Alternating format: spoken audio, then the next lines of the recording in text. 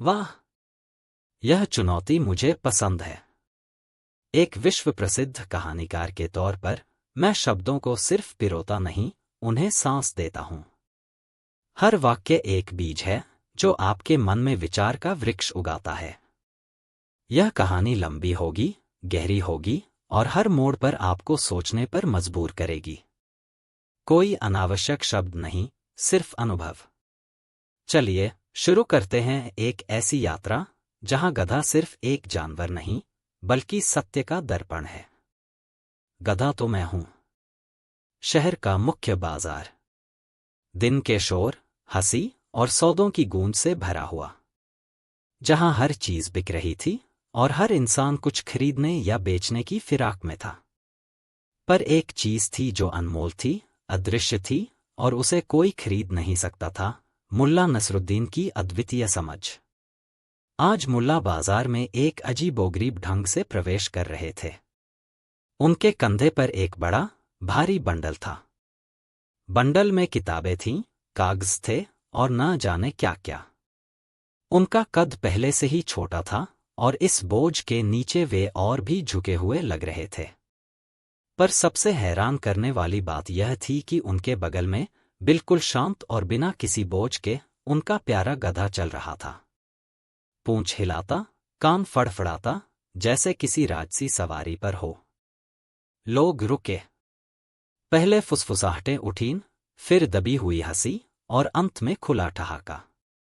देखो तो, मुल्ला को एक व्यापारी ने अपने पड़ोसी को कोहनी मारकर कहा।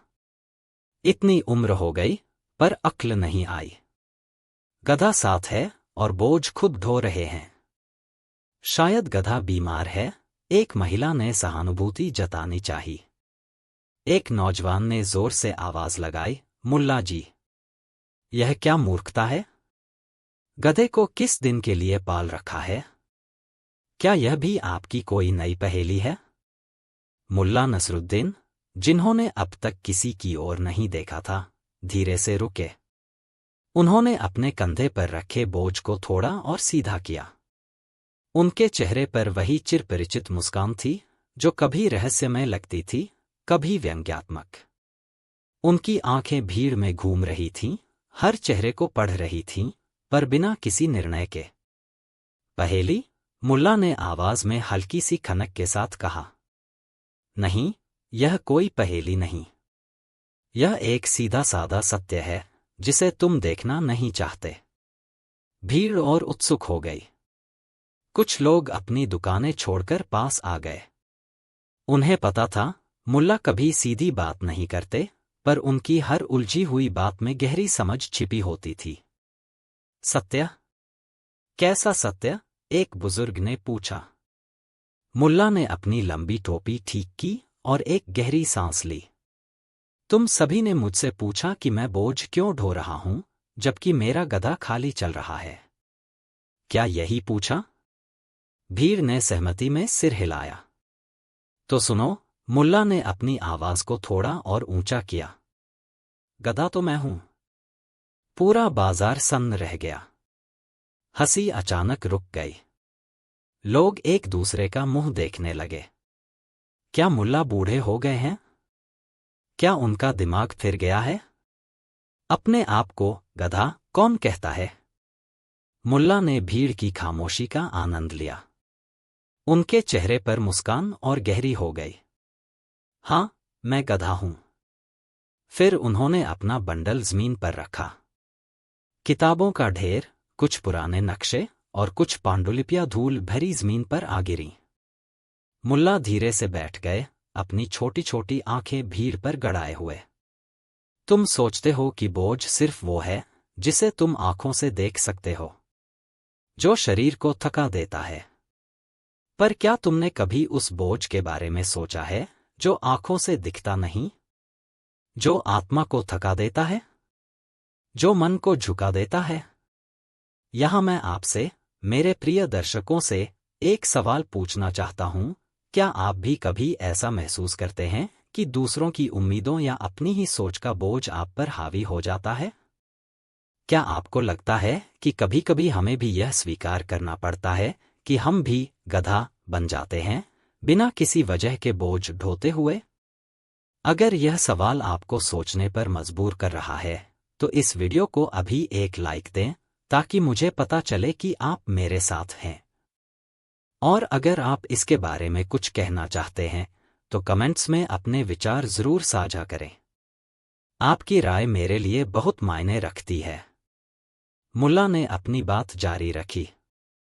यह जो बंडल तुमने अभी जमीन पर पड़ा देखा, उन्होंने किताबों के ढेर की ओर इशारा किया, यह सिर्फ कागज और स्याही नहीं है।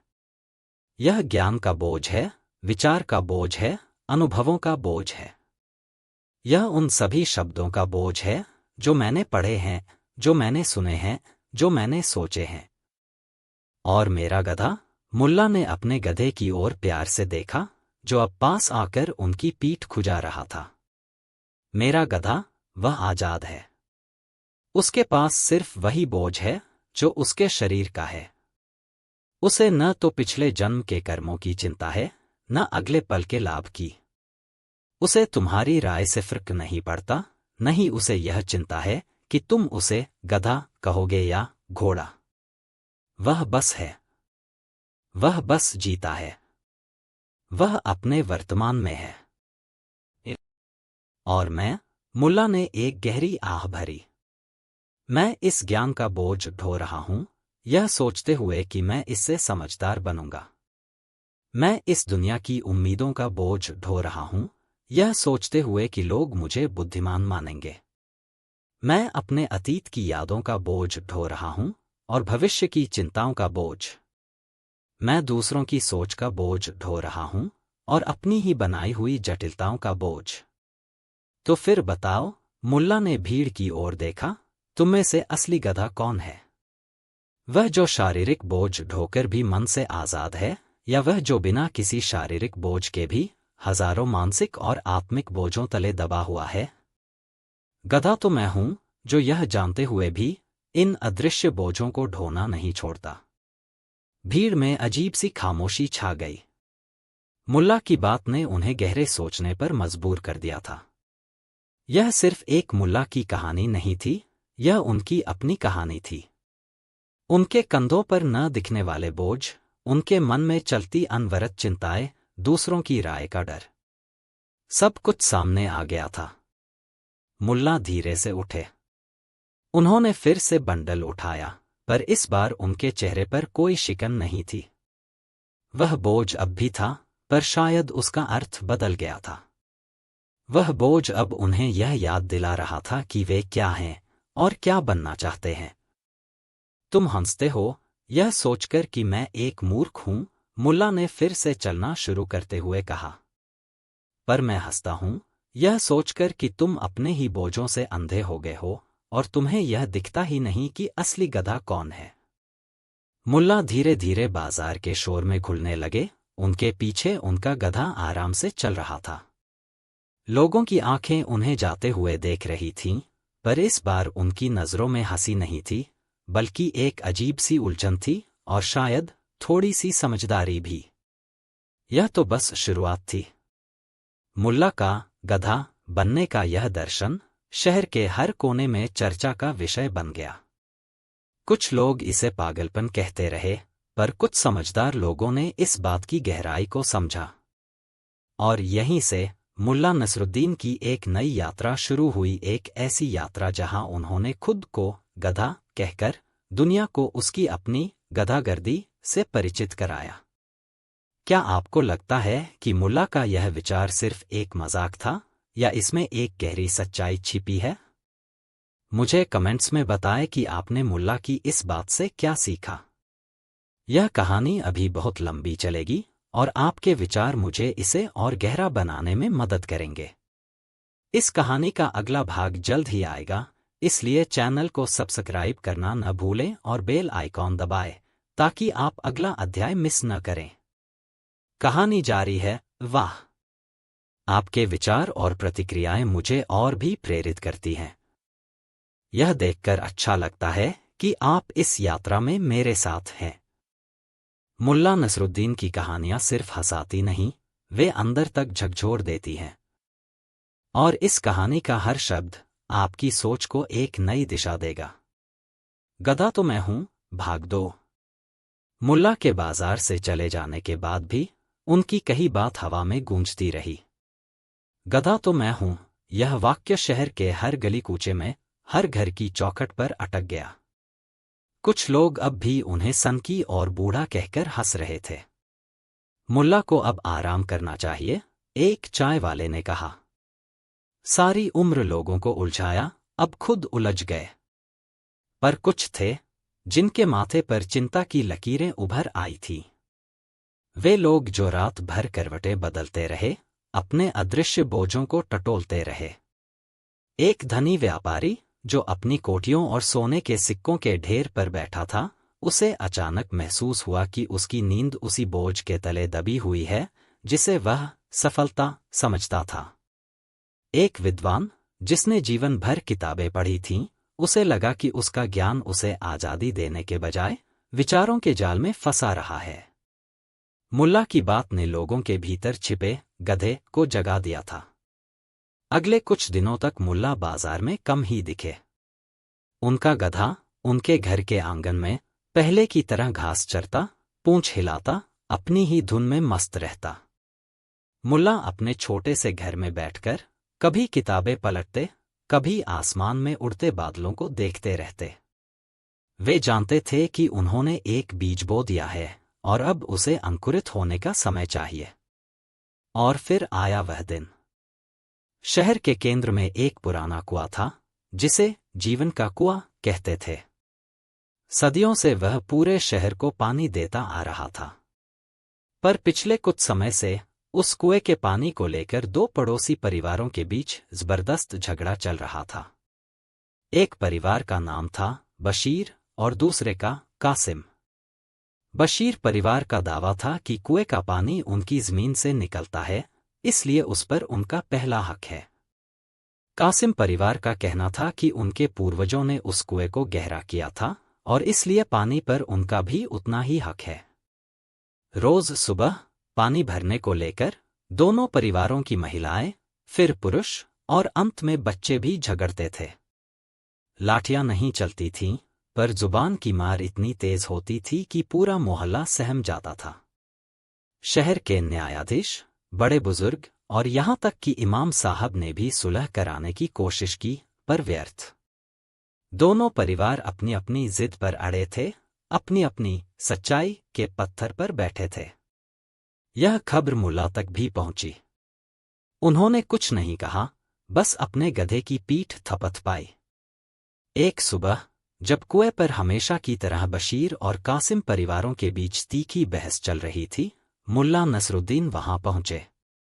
उन्होंने अपने कंधे पर एक और बंडल नहीं उठाया था। इस बार वे खाली हाथ थे, बस उनके साथ उनका गधा चल रहा था। दोनों परिवारों ने मुल्ला को देखा और कुछ पल के लिए उनकी बहस रुक गई। वे सोचते थे कि मुल्ला शायद कोई नया उपदेश देंगे, कोई नई पहेली बुझाएंगे। लेकिन मुल्ला ने ऐसा कुछ नहीं किया। वे सीधे कुएं के पास गए। उन्होंने अपने गधे की रस्सी पकड़ी और गधे को कुएं के किनारे ले गए। फिर सबके सामने उन्होंने एक अजीब हरकत की। मुल्ला ने कुएं के पानी में अपनी दोनों हथेलियां डालीं और कुछ पानी लेकर अपने चेहरे पर छिड़क लिया। फिर उन्होंने अपने गधे को भी इशारे से पानी पिलाने की कोशिश की, पर गधा पानी के पास जाकर सूंघा और फिर मुंह फेर लिया। मुल्ला ने मुस्कुराते हुए गधे की ओर देखा। ओह, मेरे प्यारे गधे, उन्होंने ऊंची आवाज में कहा, ताकि सब सुन सके।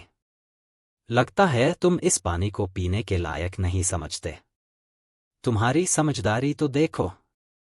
फिर उन्होंने भीड़ की ओर देखा, उनके चेहरे पर वही रहस्यमयी मुस्कान थी। देखो, बशीर और कासिम, मुल्ला ने कहा, तुम दोनों सदियों पुराने कागजात, परंपराओं और कहानियों का बोझ ढो रहे हो। तुम दोनों अपनी अपनी सच्चाई पर ऐसे जमे हो जैसे मेरे इस गधे की तरह, जो अपनी जिद पर अड़ जाए। दोनों परिवार शांत होकर मुल्ला की बात सुन रहे थे। उन्हें लगा कि अब मुल्ला अपनी गधा तो मैं हूं वाली बात फिर से दोहराएंगे। गधा तो मैं हूं, मुल्ला ने अचानक फिर कहा, पर इस बार आवाज में एक अलग तरह की गंभीरता थी। हाँ, गधा तो मैं हूं, जो अपनी आंखें बंद करके बिना सोचे समझे उन बातों पर विश्वास करता है जो मुझे पीढ़ी दर पीढ़ी सिखाई गई हैं। गधा तो मैं हूं, जो सिर्फ मेरी और तेरी के झगड़े में यह भूल जाता है कि यह पानी, यह हवा, यह जमीन, यह किसी की अपनी नहीं है। मुल्ला ने कुएं की ओर इशारा किया। यह कुआं, यह पानी, यह शहर के हर इंसान का है। यह उन सभी प्यासे कंठों का है जो इससे अपनी प्यास बुझाते हैं। तुम दोनों इसे अपना बनाने के लिए लड़ रहे हो, यह नहीं देख रहे कि इस जिद की वजह से तुम दोनों ही प्यासे मर रहे हो। मेरे प्यारे दर्शकों, क्या आप भी कभी ऐसा महसूस करते हैं कि आप या आपके आसपास के लोग किसी पुरानी परंपरा, किसी नियम या किसी अपनी सोच के बोझ तले ऐसे दबे होते हैं कि आप सामने दिख रहे सत्य को भी नहीं देख पाते? क्या ऐसा नहीं लगता कि कभी-कभी हम भी मुल्ला के गधे की तरह सिर्फ अपनी जिद पर अड़े रहते हैं और असलियत को नजरअंदाज कर देते हैं? अगर यह बात आपके दिल को छू रही है, तो इस वीडियो को अभी लाइक करें और इसे अपने दोस्तों और परिवार के साथ शेयर करें, ताकि वे भी मुल्ला की इस सीख से कुछ प्रेरणा ले सकें। और मुझे कमेंट्स में बताएं कि आपके हिसाब से इस कुएं के पानी का सही हकदार कौन है? या क्या यह हकदारी का सवाल ही बेमानी है? मुल्ला ने बशीर और कासिम की ओर देखा। देखो, मेरा गधा, जिसे तुम सब मूर्ख समझते हो, वह कितना समझदार है। उसे पता है कि किस पानी को पीना है और किसे नहीं। उसे यह भी पता है कि अगर पानी नहीं मिला तो उसे आगे बढ़ना होगा, कहीं और पानी खोजना होगा। पर तुम दोनों इस पानी के नाम पर एक दूसरे की जान लेने पर तुले हो। गधा तो मैं हूं, मुल्ला ने फिर कहा, जो इस कुएं से पानी निकालकर अपनी जान बचा सकता है, पर सिर्फ इस जिद पर अड़ा रहता है कि यह पानी मेरा है और अगर यह मुझे नहीं मिला तो मैं किसी और को भी नहीं लेने दूंगा। मुल्ला ने धीरे से अपने गधे की पीठ थपथपाई। मेरा गधा, वह मुझसे ज्यादा बुद्धिमान है। उसे किसी कागज की जरूरत नहीं, किसी परंपरा की जरूरत नहीं। उसे बस प्यास लगती है और वह पानी पीता है। अगर नहीं मिलता तो वह आगे बढ़ जाता है। और हम इंसान, मुल्ला ने एक गहरी आह भरी। हम सोचते हैं कि हम बुद्धिमान हैं, पर हम अपने ही बनाए हुए बोझों, अपनी ही बनाई हुई सीमाओं में ऐसे जकड़ जाते हैं कि एक प्यासा गधा भी हमसे ज्यादा आजाद और समझदार लगता है। मुल्ला ने कुएं से थोड़ा और पानी लिया और इस बार उसे जमीन पर फेंक दिया। यह पानी, जो अब जमीन में मिल गया, क्या इस पर बशीर का हक है या कासिम का? उन्होंने पूछा।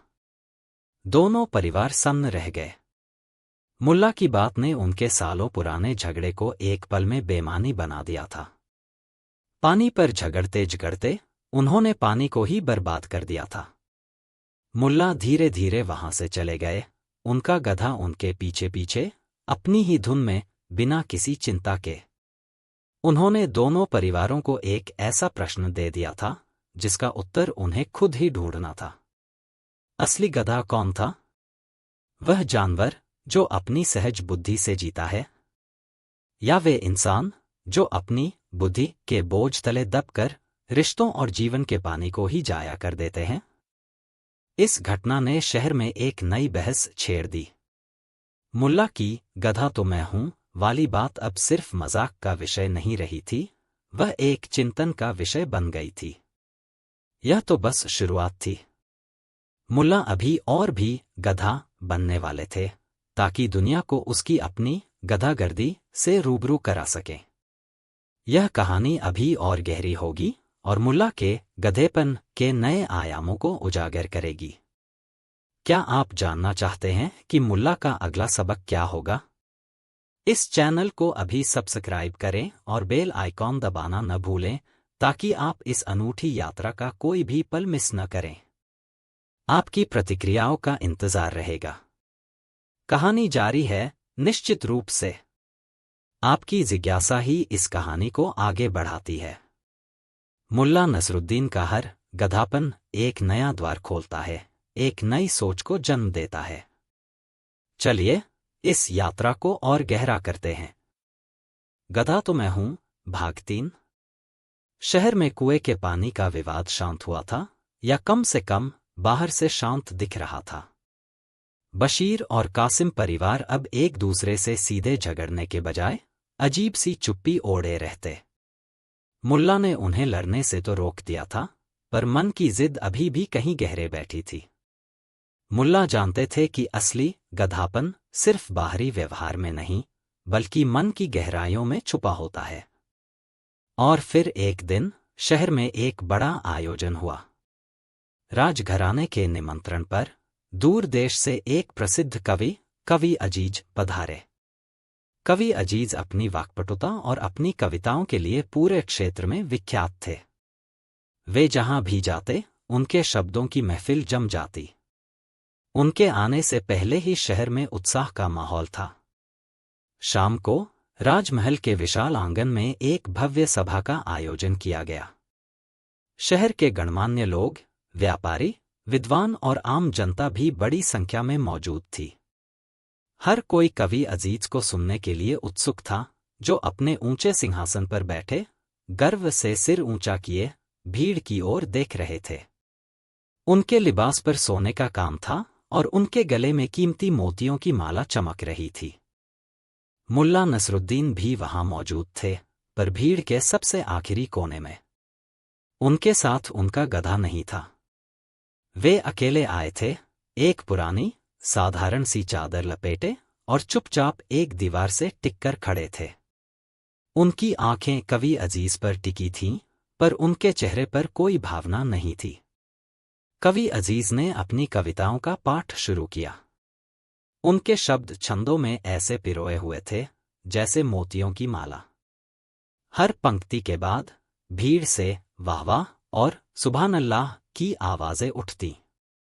कवि अजीज का चेहरा और भी दमक उठता, उनका सीना और भी चौड़ा हो जाता। वे हर तारीफ को अपनी आत्मा का भोजन बना रहे थे। जब कवि ने अपनी सबसे प्रसिद्ध गजल पूरी की, तो पूरा आंगन तालियों की गड़गड़ाहट से गूंज उठा। लोगों ने खड़े होकर उनका सम्मान किया।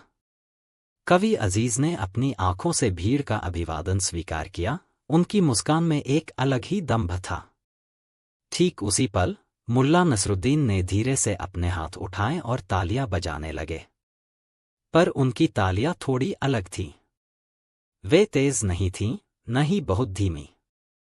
वे एक अजीब सी लय में बज रही थीं, जैसे कोई अपने आप को मजबूर कर रहा हो। और फिर मुल्ला ने अपनी तालियां बंद कर दीं, जब कवि अजीज ने लोगों को बैठने का इशारा किया। कवि अजीज ने मुल्ला को देखा। उनके शाही लिबास में लिपटे शरीर पर मुल्ला की साधारण उपस्थिति एक अजीब विसंगति पैदा कर रही थी।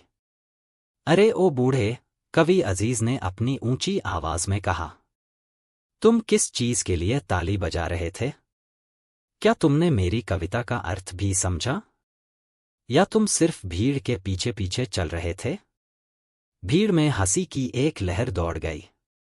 लोग मुल्ला की ओर देखने लगे, यह सोचकर कि अब मुल्ला जरूर कोई मजेदार जवाब देंगे। मुल्ला धीरे से भीड़ को चीरते हुए आगे बढ़े। उनके चेहरे पर वही शांत मुस्कान थी। वे कवि अजीज के ठीक सामने मंच के नीचे खड़े हो गए। कवि अजीज, मुल्ला ने अपनी आवाज को नम्र रखते हुए कहा, मैं जानता हूं कि मेरी तालियां आपको शायद उतनी मीठी नहीं लगी होंगी जितनी उन लोगों की जो आपको खुश करने के लिए बजा रहे थे। कवि अजीज का चेहरा तमतमा गया। तुम कहना क्या चाहते हो? मैं यह कहना चाहता हूं, मुल्ला ने अपनी टोपी को ठीक करते हुए कहा, कि गधा तो मैं हूं। पूरा दरबार सन्न रह गया। कवि अजीज भौंचक्के रह गए। भीड़ में कानाफूसी शुरू हो गई। फिर शुरू हो गया मुल्ला का नाटक। हाँ, मुल्ला ने अपनी बात जारी रखी। गधा तो मैं हूं, जिसने सोचा कि मैं सुंदर शब्दों को सुनकर खुश हो जाऊंगा। गधा तो मैं हूं, जो यह भूल जाता है कि सच्ची सुंदरता तो भीतर होती है और शब्द तो सिर्फ उसका एक फीका सा प्रतिबिंब होते हैं। मुल्ला ने अपनी नज़र कवि अजीज पर गड़ाई। कवि अजीज, आपने जो कविताएं सुनाई वे निसंदेह सुंदर थीं, पर आप अपनी कविताओं के नहीं बल्कि अपनी तारीफ के गधे बने हुए हैं। आप अपनी आत्मा को भूलकर इन तालियों और वाहवाही का बोझ ढो रहे हैं।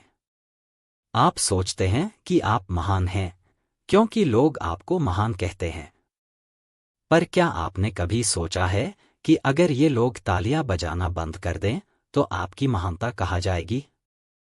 मेरे प्यारे दर्शकों, क्या आप भी कभी ऐसा महसूस करते हैं कि आपकी खुशी, आपका आत्मसम्मान या आपकी सफलता की परिभाषा दूसरों की तारीफ या उनके लाइक और कमेंट पर निर्भर करती है?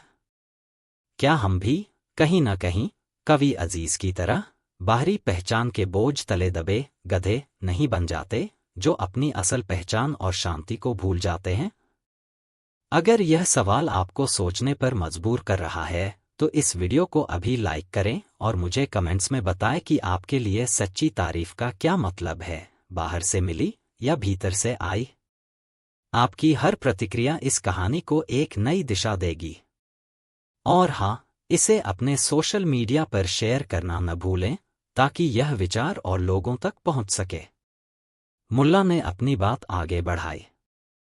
मेरा गधा, जिसे तुम सब मूर्ख कहते हो, वह भी खुद की तारीफ की उम्मीद नहीं करता।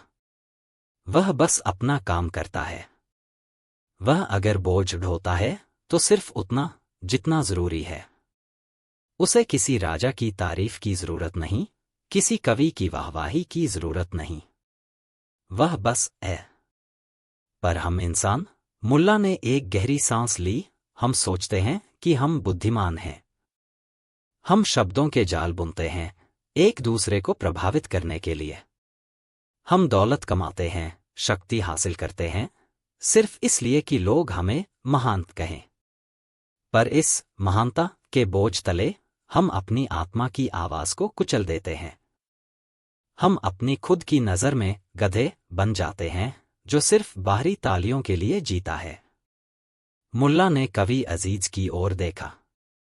आपने अपनी कविता में प्रेम की बात की, शांति की बात की, पर क्या आप सचमुच इन भावनाओं को भीतर से महसूस करते हैं या यह सिर्फ सुंदर शब्दों का प्रदर्शन है जिसके बदले आपको तारीफ की उम्मीद है? गधा तो मैं हूं जिसने सोचा कि शब्दों से सच उजागर होगा, जबकि सच तो हमेशा मौन में छिपा होता है। कवि अजीज के चेहरे पर से सारा दंभ उतर गया था। उनकी भव्य पोशाक, उनकी मोतियों की माला सब फीकी पड़ गईं।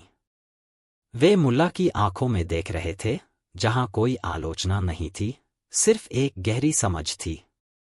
उन्होंने आज पहली बार महसूस किया कि उनकी कविताओं का असली बोझ उनकी वाहवाही का लालच था।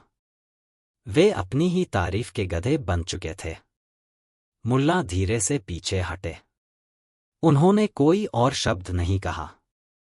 वे वैसे ही चुपचाप भीड़ के आखिरी कोने में चले गए। इस बार किसी ने उन पर हंसा नहीं। दरबार में अजीब सी खामोशी छा गई थी। कवि अजीज अपनी सीट पर बैठे थे, उनके होंठ हिले नहीं, आंखें शून्य में ताक रही थीं। उनके शानदार शब्द अब उन्हें खाली लगने लगे थे। मुल्ला ने एक बार फिर अपने गधेपन के जरिए इंसानी अहंकार और बाहरी दिखावे के बोझ को सबके सामने उजागर कर दिया था। यह कहानी अभी और परतें खोलेगी। मुल्ला के गधेपन के अभी और रंग देखने बाकी हैं। यह तो बस एक और मोड़ था। मुल्ला नसरुद्दीन की यह यात्रा अभी और लंबी होगी और आपको सोचने पर मजबूर करती रहेगी। क्या आप इस कहानी का अगला अध्याय जानने के लिए उत्सुक हैं? अगर हाँ, तो इस चैनल को अभी सब्सक्राइब करें और बेल आइकॉन जरूर दबाएं ताकि आप अगला भाग मिस न करें। मैं आपके विचारों का इंतजार करूंगा। कहानी जारी है। त्रुटि, एपीआई से जुड़ने में समस्या हुई। 401 त्रुटि, एपीआई से जुड़ने में समस्या हुई। 401 निश्चित रूप से आपकी लगातार मांग मुझे इस कहानी की गहराई में और जाने के लिए प्रेरित करती है। मुल्ला नसरुद्दीन के गधेपन के अभी कई पहलू उजागर होने बाकी हैं, और हर पहलू आपके भीतर एक नया विचार जगाएगा। गधा तो मैं हूं, भाग 4। कवि अजीज के दरबार से मुल्ला के चले जाने के बाद शहर में एक अजीब सी चुप्पी छा गई थी। कवि ने अपनी बची हुई कविताएं नहीं सुनाई और जल्द ही सभा भंग हो गई। मुल्ला के शब्दों ने एक बार फिर लोगों के भीतर आत्मचिंतन का बीज बो दिया था। लोग अब हर चीज को एक अलग नजर से देखने लगे थे। क्या उनकी अपनी खुशियां भी सिर्फ दूसरों की तारीफों पर टिकी थीं? क्या वे भी किसी न किसी दिखावे के गधे बने हुए थे? यह तो बस बाहरी दुनिया थी। मुल्ला जानते थे कि इंसान का सबसे बड़ा गधापन उसकी अपनी आदतों और उसके मन की उलझनों में छिपा होता है। और इस बार मुल्ला का निशाना था शहर के सबसे सम्मानित और सबसे व्यस्त व्यक्ति शेख हाजिर। शेख हाजिर एक बेहद अनुशासित और कर्तव्यनिष्ठ व्यक्ति थे। वे हर सुबह सूरज उगने से पहले उठ जाते, अपनी नमाज अदा करते और फिर अपने दिन की शुरुआत करते। वे अपने काम के प्रति इतने समर्पित थे कि उन्होंने शायद ही कभी आराम किया हो। उनके पास हमेशा कोई न कोई योजना होती, कोई न कोई कार्यसूची होती। वे समय के एक एक पल का हिसाब रखते थे। लोग उनकी नियमितता और कार्यक्षमता की मिसाल देते थे। बच्चे उनसे प्रेरणा लेते थे और बड़े उनका सम्मान करते थे। शहर के केंद्र में एक छोटा सा बाग था, जहां रोज सुबह शेख हाजिर अपने कागजात और लेखनी लेकर बैठते थे। वे वहां अपने दिन की योजना बनाते, हिसाब किताब करते और आने वाले दिनों की रणनीति तैयार करते। बाग की ठंडी हवा, पक्षियों का चहचहाना और फूलों की महक भी उन्हें अपने काम से विचलित नहीं कर पाती थी। एक सुबह मुल्ला नसरुद्दीन अपने गधे के साथ उस बाग में पहुंचे। उन्होंने देखा कि शेख हाजिर हमेशा की तरह एक पेड़ के नीचे बैठे अपने कागजात में व्यस्त हैं। उनके माथे पर चिंता की हल्की सी लकीर थी, जैसे वे किसी बड़ी समस्या को सुलझा रहे हों। मुल्ला और उनके गधे ने शेख हाजिर से थोड़ी दूर पर अपना डेरा डाला। मुल्ला ने जमीन पर अपने दोनों पैर फैलाए, अपनी टोपी को सिर से थोड़ा पीछे धकेला और आराम से बैठ गए। उनका गधा पास में ही घास चरने लगा, अपनी ही दुनिया में मस्त। शेख हाजिर ने कुछ देर तक मुल्ला की ओर देखा, पर फिर अपने काम में व्यस्त हो गए। उन्हें लगा कि मुल्ला यहां शायद कुछ देर आराम करने आए हैं। घंटे बीतते गए। सूरज ऊपर चढ़ता गया। शेख हाजिर ने अपने कागजों का ढेर निपटाया, कुछ खत लिखे और कुछ हिसाब किताब किया। जब दोपहर होने लगी तो उन्होंने अपनी आंखें थोड़ी देर के लिए बंद की, अपने माथे को सहलाया और एक गहरी सांस ली। वे थके हुए दिख रहे थे। उन्होंने फिर से मुल्ला की ओर देखा। मुल्ला अभी भी वहीं बैठे थे, पर इस बार उनकी आंखें बंद थीं और उनके चेहरे पर एक अजीब सी शांति थी, जैसे वे सो रहे हों। उनका गधा उनके पास ही लेटा हुआ था, उसकी आंखें भी आधी खुली थीं और वह भी धूप का आनंद ले रहा था। शेख हाजिर को थोड़ा अजीब लगा। उन्होंने कभी इतना निष्क्रिय जीवन नहीं देखा था। वे खुद को रोक नहीं पाए। मुल्ला जी, शेख हाजिर ने थोड़ी कड़वाहट से कहा, आप यहां क्या कर रहे हैं? क्या आपके पास कोई काम नहीं है? पूरा दिन ऐसे ही बैठकर गुजार देंगे? मुल्ला ने धीरे से अपनी आंखें खोली। उनके चेहरे पर हल्की सी मुस्कान थी। शेख हाजिर, मुल्ला ने अपनी आवाज को शांत रखते हुए कहा, मैं वही कर रहा हूं जो मेरा गधा कर रहा है। शेख हाजिर को यह जवाब पसंद नहीं आया। आपका गधा घास चरता है और कभी कभी सोता है, पर आप तो इंसान हैं। आपको काम करना चाहिए। क्या आप नहीं देखते कि यह दुनिया कितनी तेजी से बदल रही है? अगर आप काम नहीं करेंगे तो पीछे रह जाएंगे। पीछे रह जाएंगे? मुल्ला ने आंखें सिकोड़ कर कहा। पीछे किससे? और कहां? शेख हाजिर को लगा कि मुल्ला मजाक कर रहे हैं। आप पीछे रह जाएंगे दुनिया की तरक्की से। आप पीछे रह जाएंगे उन लोगों से जो दिन रात मेहनत कर रहे हैं। देखिए, मैं सुबह से बैठा हूं, मैंने कितने काम निपटाए हैं।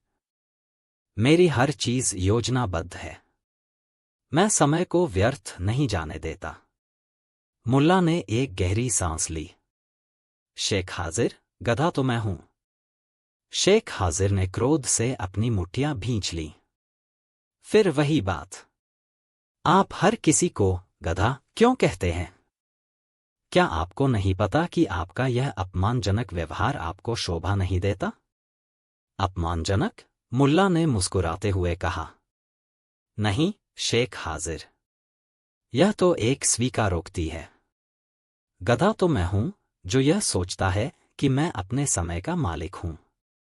गधा तो मैं हूं जो अपनी पूरी जिंदगी सिर्फ करते रहने में बिता देता है, यह भूल जाता है कि होना भी जरूरी है। मुल्ला ने बाग में उड़ती हुई तितली की ओर इशारा किया। देखिए, वह तितली। क्या उसके पास कोई योजना है? कोई कार्यसूची? वह बस उड़ती है, फूलों का रस पीती है और अपनी सुंदरता बिखेरती है। क्या वह पीछे रह जाएगी? मेरे प्यारे दर्शकों, क्या आप भी कभी ऐसा महसूस करते हैं कि आप लगातार कुछ न कुछ करते रहने के बोझ तले दबे हुए हैं? क्या आपको लगता है कि इस भागदौड़ भरी जिंदगी में हम होना भूल गए हैं, सिर्फ पल में जीना, बिना किसी योजना या चिंता के? क्या हम भी कहीं न कहीं शेख हाजिर की तरह अपनी व्यस्तता के गधे नहीं बन गए हैं? अगर यह सवाल आपको सोचने पर मजबूर कर रहा है, तो इस वीडियो को अभी लाइक करें और मुझे कमेंट्स में बताएं कि आप अपने दिन का कितना समय होने में बिताते हैं और कितना करने में। आपकी हर प्रतिक्रिया इस कहानी को और भी सार्थक बनाएगी। और हाँ, इसे अपने दोस्तों और सहकर्मियों के साथ शेयर करना न भूलें, शायद उन्हें भी इस विचार से कुछ राहत मिले। मुल्ला ने अपनी बात जारी रखी। आप सुबह से शाम तक कागजों में सिर खपाते हैं, योजनाएं बनाते हैं। आप सोचते हैं कि आप समय को नियंत्रित कर रहे हैं। पर क्या आप सचमुच कर पाते हैं? क्या आप एक पल के लिए भी इस बाग की हवा को महसूस करते हैं? इन पक्षियों के संगीत को सुनते हैं? क्या आप अपनी आत्मा को आराम देते हैं? आपका गधा, शेख हाजिर। मुल्ला ने अपने गधे की ओर इशारा किया, जो अब उठकर पेड़ के पत्तों को सूंघ रहा था। उसे किसी समय सारिणी की जरूरत नहीं। उसे पता है कि कब चरना है, कब आराम करना है, कब चलना है। वह अपनी प्रकृति के साथ तालमेल बिठाकर जीता है। वह अपने भीतर के होने का सम्मान करता है। पर हम इंसान? मुल्ला ने एक गहरी आह भरी। हम सोचते हैं कि हम समय को जीत लेंगे।